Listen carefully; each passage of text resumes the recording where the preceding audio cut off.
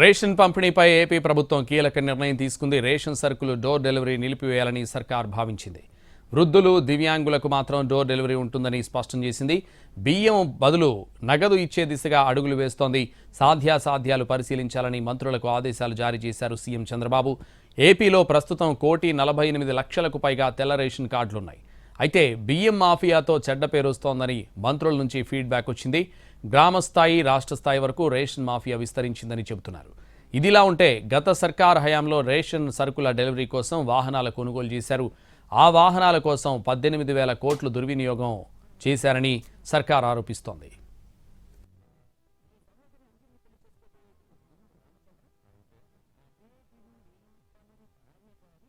గతంలో మాదిరిగా రేషన్ షాపుల నుంచే రేషన్ సరుకుల పంపిణీ విధానాన్ని తిరిగి అమలు చేయాలని నిర్ణయించింది ఏపీ ప్రభుత్వం.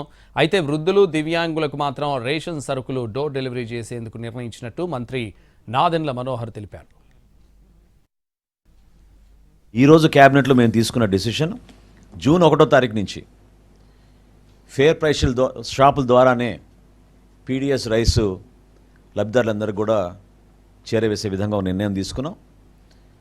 దీంతో పాటు 65 సంవత్సరాల కన్నా ఎక్కువగా ఉన్న వయసులో ఉన్న వృద్ధులకు, అదేవిధంగా దివ్యాంగులకు డోర్ డెలివరీ జరిగేటట్టు ఈరోజు ఒక నిర్ణయం తీసుకున్నాం.